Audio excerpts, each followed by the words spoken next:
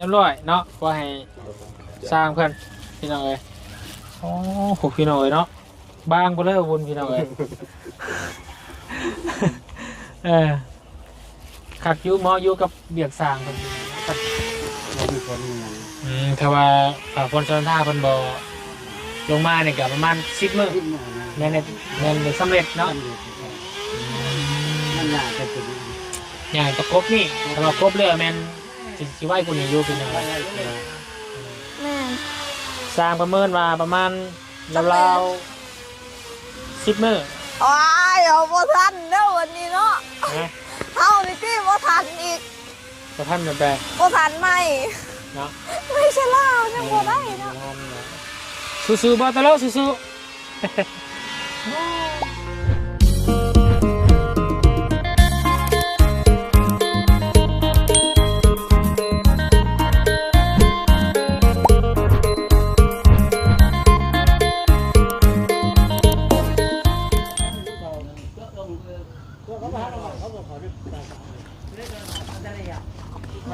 เอาแซ่บๆแซ่บๆเด้อเอาแซ่บๆแซ่บๆเอาพี่น้องไอ้เนาะกะเปิดคลิปเปิดภาพมาในบรรยากาศเศร้าๆพี่น้องเลยเนาะทางบุญกะเนาะ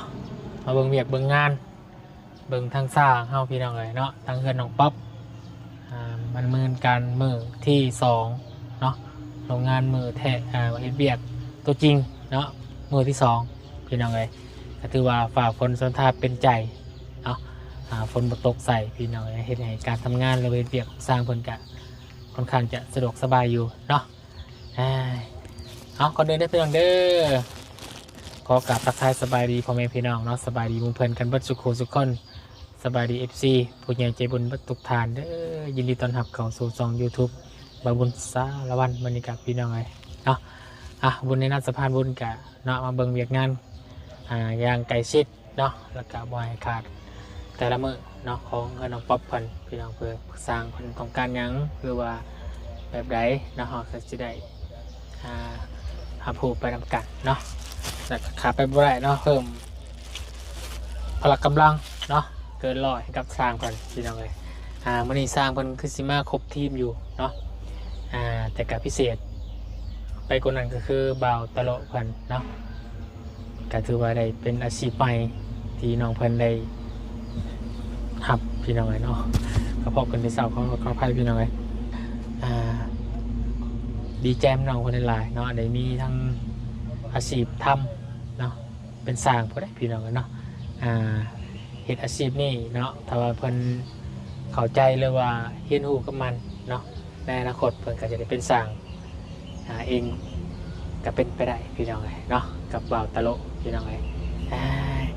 โอ้เนาะเป็นอาชีพสร้างก็เพื่อนก็ได้อีกงามเนาะได้ครอบครัวที่อบอุ่นพี่น้องกลับมาอีกครั้งเนาะทางบ่าวตลกพันพี่น้องเลยเนาะแต่ทางน้องป๊อปเป็นอะไรพี่น้องเนาะก็ตอนนี้กำลังดำเนินการอยู่แต่ก็ยังรอแต่ว่าอุปกรณ์ก็ยังไม่ครบพี่น้องเลยเนาะก็ยังขาดแผ่นมาเชล่าหรือว่าวงกบบานประตูพี่น้องเลยทางน้องเพิ่นสิได้ครบตัวนี้ก็ยังรุ่นกันอยู่เนาะให้ขึ้นอยู่กับบุญวาสนาก็มาว่าได้เนาะแล้วก็ขึ้นกับโชคชะตาพี่น้องเลยสิเป็นใจให้น้องเพิ่นอยู่บ่หรือว่าจังใดเนาะรอติดตามแล้วก็รับชมเป็นกำลังใจกับน้องป๊อปเพิ่นมื้อนี้ไปใส่ดีมื้อนี้เนาะคือเงียบเสียบแถมมื้อนี้พี่น้องเลยเนาะทางน้องป๊อปเพิ่นไปพี่น้องเลยไปเบิ่งทางสร้างเฮาเพิ่นกินข้าวกินน้ำกับหยังปั่นเสากับหยังพี่น้องเลย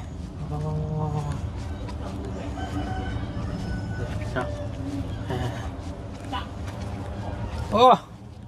พรมเสื้อแดงล่ำแถวบ้านเนาะสบายดีโอ้ขี้โพนออกละบ้านเนาะ อยากล่ำนายล่ำนังได้บ้านโอ้ยมาเป็นสร้างเนาะแต่อาชีพใหม่ได้เนาะตั้งแต่ทั้งว่าวจันเพิ่นเขาไปสร้างเงินสั่งซ่านให้เนาะแล้วก็พวกพ่อสร้างเพิ่นโอ้แต่อาชีพใหม่ได้ยังปั่นเสาน่ะ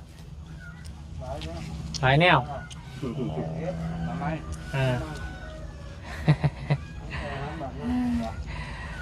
เคยติดน้ำหนักเตียงอยู่จักโลเลยนี่ 70 70ทูโอ้โหพี่น้องเอ้ยแตะก่อนนี่ตะก่อนตอนเบาจันยังบ่ได้มาหา 65 65เนาะอ๋อนี่รู้สึกว่าตุ้ยขึ้นเนาะ เอากินดีอยู่ดีพี่น้องเอ้ยเอานี่เรียบร้อยเนาะว่าให้สร้างเพื่อนพี่น้องเอ้ยโอ้โหพี่น้องเอ้ยเนาะบางไปเลยบุญพี่น้องเอ้ย ขักอยูหมออยู่กับเบียกสร้างเพื่อนพี่น้องเนาะมาจากเมื่อไรอย่างนี้ห้างว่าเริ่มมันนี่บอกเลยว่าบ้านนี่ ก็มามื้อนี้ อ๋อ สร้างมาแต่วันนี้ แข่งวันตะวันนี่ปกติทีมนี่มีจะคนทีมสร้างเนี่ยบัวสร้าง3เนาะเพิ่มบาตโลมาเนาะมาเบิ่งประสบการณ์เนาะหรือเวียกงานโอเวอร์ไดในอนาคตเนาะอาจจะเป็นสร้างเป็นเฮ็ดเองก็เป็นได้พี่น้องเนาะจักปีละปีนี้ 37 เนาะคือว่าโอ้ฝึกฝนไปอีกจัก4-5 ปีนี่ก็เนาะต่อเวียกงานต่อเนื่องเนาะจื้อจำเอาแหละเนาะถ้าว่าเฮ็ดเป็นเฮ็ดเฮือนนี่สามารถเสร็จเป็นบ่ตอนนี้ ยังบ่ฮู้เนาะเห็นแล้วคอยเย็นฮู้นำไอ้สร้างเพิ่นนี่แหละเนาะเก็บจื้อจำเอาแล้วก็ไปเฮ็ดในอนาคตเด้พี่น้องเนาะบ่ได้เด้พี่น้องเนาะสืบทอดบางเทื่อสร้างคนถ่ายทอดวิชาให้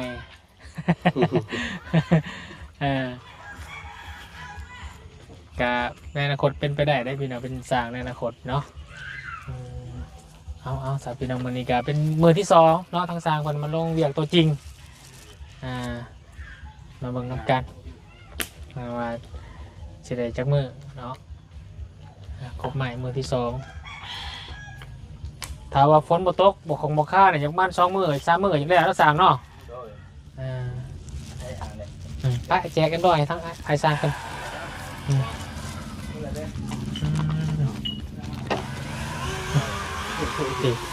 มาเบิ่งสร้างไทยใต้น้ำกันพี่น้องเลยเนาะสบายดีไอ้สร้างไทยใต้เนาะปากเซ่จำปาสักเนาะอ๋อวัดผู้เสลาป่ะวัดผู้จำปาสักเนาะแม่นแล้วพูดแล้วพี่น้องเลยผู้เสลาในปากเซ่เนาะโอ้ขนาดคนตรวจมาเลยเฮ้ยเอ้าเย็บใส่โฟในโตเนาะทางบุญอยู่สารวันอยู่สารวันแต่ว่ามาสั่งกับครัวอยู่ทางเซโนบ้านทางลุงจันทร์เขาเป็นน้องเคยเพื่อนน้องเคยเบาจันทร์เพื่อนเป็นยังไงเนาะคนกำลังมาบ้านตอนนี้เนาะมาเบิ่งเรียนงานทางด้านครอบครัว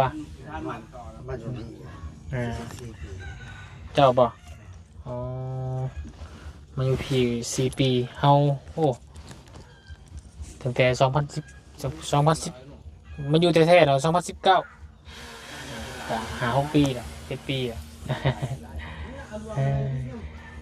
อิ่มเนาะกินข้าวกินน้ำมียังไงมันเป็นซางอยู่พี่เลยขาดว่า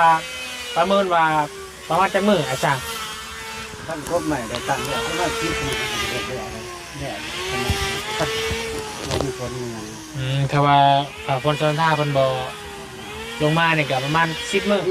แม่นสำเร็จเนาะมันน่าจะเป็นอย่างตะกบนี่ถ้าว่ากบเลยแม่นสิไหวกูนี่อยู่เป็นจังไดประมาณ10 มื้อวันที่15วันประมาณวันที่25เนาะถ้าว่าบ่ของบ่ค่าหรือว่าบ่ติดฝนแม่นแต่ช่วงนี้เรื่องช่วงนี้ก็ลำบากอยู่แม่นเพราะว่าฝนนี่นะพี่น้องแต่ว่าอากาศจะไม่ดีพอดีงามเนาะบ่แดดบ่หยังเนาะพอดีบ้านนี่ก็เฮ็ดก็บ่ได้ปานใดหน้ามันนี่มันเห็นแกใช้ไฟยานี่ยามันสอดแม่นแล้วแต่ด้วยลบฝน2 เทื่อ เอาพี่น้องเนาะก็หลายผู้หลายคน FC เพิ่นก็คอมเมนต์มาหลายเนาะว่าโอ้ได้ทีมงานสร้างบ้านตะโลมาเฮ็ดนี่ก็ดีใจเนาะเพราะว่าหลายแต่ละคอมเมนต์ก็จะได้สร้างมาให้เพื่อนน้องต๊อบในแมนทีมงานทางบ้านน้องตะโลเนาะถูก ชวน จัก เบิดเลย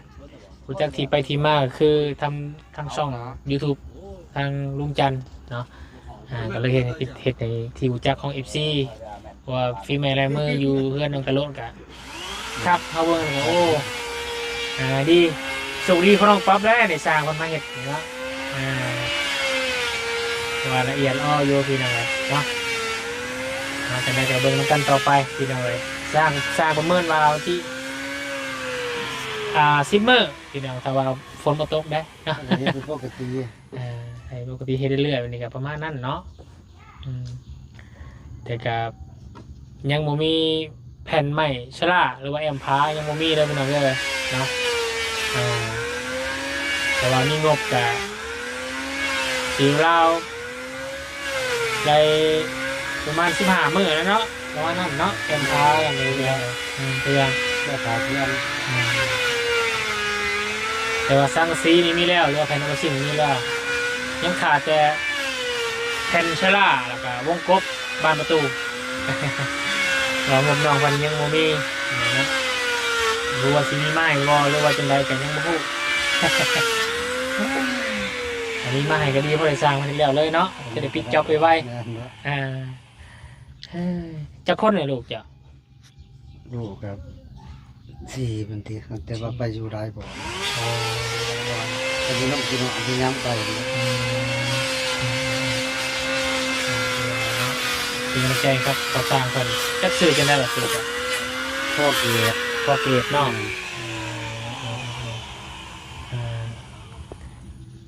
เป็นพี่น้องกันเบิดที่จะมาเห็นเหมือนกันเนาะ บ่ได้มาแบบว่ามาอยู่บ้านเพิ่นก็ ใส่น้ำเพิ่นไปน้ำเพิ่นเนาะเป็นคนหาสร้างแล้วเพิ่นเนาะทางปีใหม่และมือธรรมดากันคือเนาะโอเคเนาะสู้ๆแล้วจ้า เติมพลังก่อนกินอะไรเนาะกินทางตากล้องเข้ากันสวัสดีเด้อ สบายดีทางน้องป๊อปปี้หมู่บ้านในปลาตัวใหญ่เนาะวานนี่เนาะ เห็นบ่ ปลาตัวใหญ่เลยวานนี่มันยังก็อยู่มีน่ะเนาะ โดย พยายามมึงบริพยายามต้องพลมาตกนะ ไปฮะ เขาคนตกเขาพยายามได้อยู่แล้วเขาพลมาตกมันบ่ได้เนาะ บ่ได้ขนาดเมื่อวานฝนตกมันยังได้เนื้อเดียว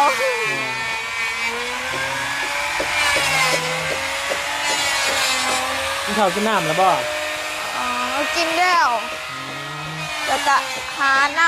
ำยังก็น้ำให้สร้างหันต้นหันอายเป็นคนซื้อบอก เอ็มร้อยบ่ ว่าแม่นนำตุกใหญ่ บ่ ว่าแม่นบอกนำข้าเจ้าเองบอก รู้ให้ซื้อ โดยเอาจะเป็นน้ำข้าเจ้าเอง มีจะเป็นอามาตะเฮือนมาจ้ะ โดย แม่นมีเงินเป็นสิบเป็นร้อยแล้วนะครับ โดย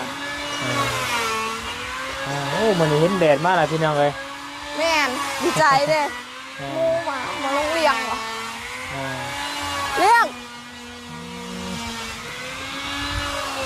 ใหม่งามนะพี่ อ๋อ น้อง จุละถ่ายคลิปเยอะ ใหม่งามใหม่งาม ๆแม่น สร้างประเมินมาประมาณราวๆ10 มื้อ โอ้ยเอาบ่ทันเด้อวันนี้เนาะ นะ เอานี่ที่บ่ทันอีก พระท่านมาแปล บ่ทันไหม เนาะ ไม่ใช่เล่าจังบ่ได้เนาะ สร้างประกบใบเลยมันสาดแต่ยังประกบนี่ โดย กบใหม่มันงามเจออะไรพี่น้องเนาะพระท่านจะ เอาไปบัดคุม ตามนั่นแหละ โดย ที่ประมาณนั่นแหละพี่น้องเลย โดย เพราะว่าเพื่อนน้ำป๊อปนี่จะคือใช้เป็นฉลา หลาย ร้ายกว่าอยู่เพราะว่าต้องแอม แม่น ที่แอมประมาณนั่นแหล้วเนาะ โดย คันใดขึ้นกับประมาณนั่นเนาะ โดย ที่แอมประมาณเพื่อนหลังนั่นพี่น้องหัวมันเท้าแอมมันก็จะได้พื้นที่กว้างข้างใน แม่น เพราะว่าเพื่อนน้องป๊อปมันมีทาง พี่น้องลายเนาะไอ้น้องลายพี่น้องรวมกันจะคนก่อน ฮะ รวมกันจะคนในวันนี้กัน รวมกัน7 คน 7 คนเนาะพี่น้องเนาะ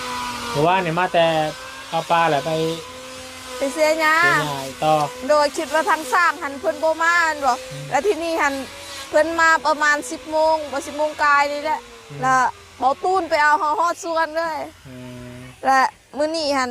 ก็เลยทางแม่บอกว่าให้อยู่เฮือนเด้อให้เบิ่งสร้างเวลา แม่ ขาดน้ำหรือว่าเพิ่นอยากกินข้าวเฮาก็ตำมักเผ็ดให้ แม่ต้องเบิ่งคนละเพราะว่าผม เนาะ เฮ็ดเทือนในซ่าในห้อง โดย ต้องเบิ่งคนกันแล้วเนาะมีเวียกของอื่นกับปลาก่อนเนาะเดี๋ยวเพิ่นก็หาแบ่งเวลาไปเอา โดยเพราะว่าเบื้องห้างละเบิดจังไงแล้วก็เบิดส่วนที่หันไว แล้ววันนี้ไม่ไผ่ก็ไผ่ทางออกกันเนาะ ทางออกแม่แล้วก็เขาตัดโตที่เขาเจ้าตัดครึ่งหนึงมันบอกแล้วเขาตัดเบิดแล้วบัดนี้ล่ะเขายังให้หน่อออกล่ะงามแบบบ่ต้องไปติดกับตัวเก่าอันเดมันจึงบ่พันกัน ส่วนพวกมีก็เอาไว้ห่มก่อน เอาไว้หอมหอดนุ่ยหอดยามก็สิตัดคือกัน แล้วบ้างพี่น้องเนาะทางบาตะโล เลย บาตะโลเพันกับได้เห็นงามเลย เลย เห็นบอลในช่องบอจัน เฮ็ด อืม อายเพิ่นมาก่อนก่อค่อยมันบอกอายเพิ่นได้ไว้ แล้วก็ อายเพิ่นฮักการถ่ายคลิปแต่อายเพิ่นได้ไว้มันบอก โอ้เรา เคยเห็นอยู่ในคลิป เราเป็นปีเดี๋ยวไร เพิ่นนะ แม่น อ้าก็คิดว่าอ้ออ่านคอยห้ากาเบิ่งคลิปเพิ่นบ่จัก แม่นผู้จักกับบาตะโลนี่เป็นปีป้าเดี๋ยวไร อ๋อ จนถิ่มช่วงระยะหนึ่งไปทายล่าวแล้วถิ่มช่วงระยะหนึ่งช่วงที่ ผู้นี้เป็นเบาตลกบ่ เนี่ย โดย บาตะโล อ๋อโดย มีเวลาซื้อกระบ้านเพราะว่าไปทายวันช่วงน้องเราหลายปีไปแล้ว โดย น้องเรากินยาดีแล้วก็หลายปีอ้าย โดย เทเพื่อนเทซ่านแล้วตีเพื่อนตีซ่านตีคนไปแล้วที่ไหนเลยไปฝากเราฝากดู พี่สาว ทางสวรรค์ไปแล้วฝากได้เช่นปีป้าอะไรพี่จ๊ะ2 ปีเลยพี่จ๊ะ เพิ่นเป็นหยัง คนคุ้มข้างกันแล้วเป็นกินยามัน อ๋อโดย ประมาณนั้นนะก็เลย มื้อนี้อันเฮ็ดปวกงอก บ่ใช่ เขาไปหาแต่ว่าบ่ได้เขาเจ้าได้เขาไปหาเป็นเสาร์นี่ บ่ได้ใช่ บ่ได้ ไปบอลมันเนาะ แบบบอลทันแล้วตะกี้เขาเคยเอามันบอกครูปีเขาเคยเอาแต่ว่าเดี๋ยวนี้หันบ่มีเด้ อืม เขาไปหาหลายบอลมาเศร้าเลย ออกลายอยู่ทั้งบ้านมันก็ออกลายอยู่ ด้วย แล้วก็ทางเฮ็ดเคินว่าเฮ็ดหยังเฮ็ดละงงบ่ โอ้โห เราจับคอยละงงจักนะเฮ็ดปัวภาษาเจ้าหยัง พวกเรียกกระลำหรือว่าเรียกก็เรียกกระล เกียกะล ำเลยกับเรียกจูด เกียจูด เลย เออ เห็ดยังอยู่ในกอไม้กอหน้องไม้ไหล เฮ็ดหยังก็มาอะไร แม่นอยู่ในกอหน้องไม้ไหล เฮ็ดแบบประมาณไหน ออกมาอยู่หน้องไม้หันทางหน้องไม้ไหลหันกกหน้องไม้ไหล นี่จ้ะ นี่จ้ะ ที่เท้าอ่ะ แม่นเห็ดเขียดบ่เห็ดนังก็ จังว่าดีโดจะมีหลายเฮ็ดเนาะ โดย เป็นคนประจักษ์ประจักษ์ โดย กินเฮ็ดกันระมัดระวังกันแล้วประจักษ์มันหลายเฮ็ดอย่าถือเฮ็ดเบื่อกับวันนั้น แม่น กินข้าวยังนะ มื้อนี้นะกับหน้องไม้ อืมต้มกินคือเก่าจำแจว โดย แม่เขาจ้ะ ทั้งแม่ไปเสียยาบอกว่ามื้อนี้หันให้อยู่เพื่อนก้อนเดี๋ยวแม่ไปเสียเพราะว่ายังบ่หลาย แล้วก็น้องน้ำ เดี๋ยวเวลาเอาก่อนน้องๆเนาะ โดย เรื่องเรื่องสร้างอย่าติดตามไปน้ำกัน โดย มีแต่ฟันคิ้วบอกเลขนะเบา 6 ตัวซะ 6 ตัวซะก็เลยต่อท่านน้องป๊อปเนี่ยพี่น้องถือได้6 ตัวนี่ซอยไปแล้วเดือนเนี่ยนะ โดย จะซื้อละล้าน8 ล้านนะพี่น้องแต่ว่าซื้อไปได้กับปอนวับทำปอนเอ็นลงตม โดย อากาศเป็นใจมื้อนี้พี่น้องเนาะตามันถึงอกถึงใจละมันเนี่ย สดใส ฝนบ่ตก ไม่มีฝนบ่ตกบ่ บ่ตกจะได้ตอนแรง ฮะ จะได้ตอนแรง ตกต้นแดงบ่ โอ้โหจ้ะคิดว่าประมาณนั้น เลย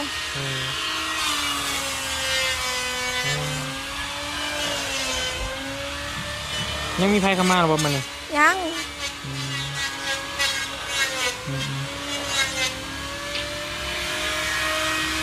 ประมาณนั้นแหล้วน้องป๊อปเด้อ โดย ถ้าบุญก็เดี๋ยวไปหา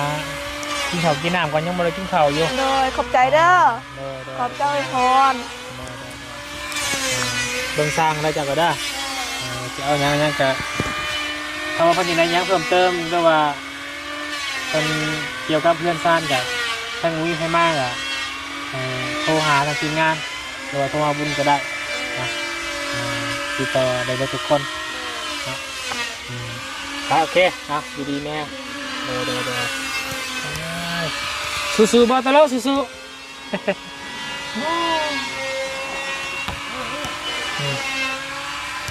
เป็นมาเป็นลูกมือเนาะเป็นลูกมือให้กับสร้างทางบาตะโลมันก็ได้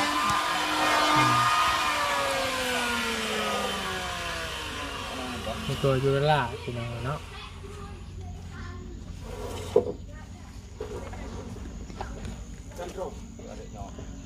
โอ้ดีได้พี่น้องเนาะเป็นสร้างคือวุ่นวายแล้วเนาะในอนาคตโอ้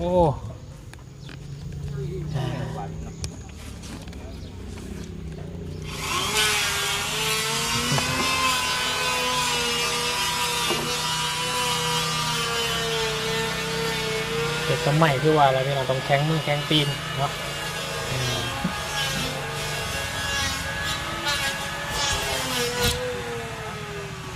ไปโอเคสำหรับพี่น้องเนาะทางบนกับมาอัปเดตให้พี่น้องนะครับผู้ชมเนาะเป็นมือที่2ของการทำงานหรือว่าเหตุเรียกสร้างเกินสร้างสั้นของสร้างให้กับน้องป๊อปเพิ่นเนาะตัวสร้างที่นี่ก็เคยเห็นทีใหม่ลายมือแล้วเนาะทางเพื่อนน้องตะโลหรือว่าบาตะโลเพิ่นออกมาอย่างสวยงามเนาะทางด้านพอพี่น้อง FC เพิ่นก็เบิ่งส้มก็คือว่าคอมเมนต์หาหย่องย่อหรือว่าตีส้มคักลายว่าซั่นเนาะฝีไม้ในมือบ่ธรรมดาเนาะโอเคเด้อไอ้สร้างเด้อขอไปหากินข้าวก่อนโดยไปอยู่ดีไม่แห้งคนสุขุสุขคนพี่น้องเนาะสำหรับคลิปนี้ทางบุญขอลาก่อนแล้วเด้อพบกันในคลิปหน้ากันแล้วกันเนาะคลิปนี้ขอบคุณขอบใจทางขอบุญชูเนาะที่ให้ทางเงินเป็นสะพานบุญให้เนาะแต่เรือทางครอบครัวน้องป๊อปกันนะทางด้านแต่แรกกับเรื่องแต่ซอยทั้งเรื่องดินเนาะต่อมาเรื่องเพื่อนเรื่องซ่านนะทางด้านเป็นโฮมเป็นเงาเนาะกับครอบครัวน้องป๊อปกันนะขอให้ขอทางขอบุญชูจงอยู่ดีไม่แห้งนะพอเด้อเนาะสุขภาพร่างกายที่แข็งแรงชีวิตของพอสุ่มเย็นเป็นสุขบ่เจ็บบ่ไข่บ่จนคอยร่ำคอยรวยด้วยพอบุญชูเด้ออยู่ทางใดกันได้เนาะไม่ใช่ไม่ใช่แต่เห็นมีคนหักคนแพงคือต้องกอบคนบาละคืออย่างเนาะให้คนนับหาซื้อตาขอให้ร่ำให้รวยทุกท่านกันขอให้พอบุญชูสุขภาพร่างกายที่แข็งแรงเพิดภายในครอบครัวของพอเด้อเนาะทางดีๆไม่แห้งก็สุขสุขคนกันเรากันเด้อพี่น้องอยากจะมีพาเดินขอลาก่อนแล้วสบายดีเด้อ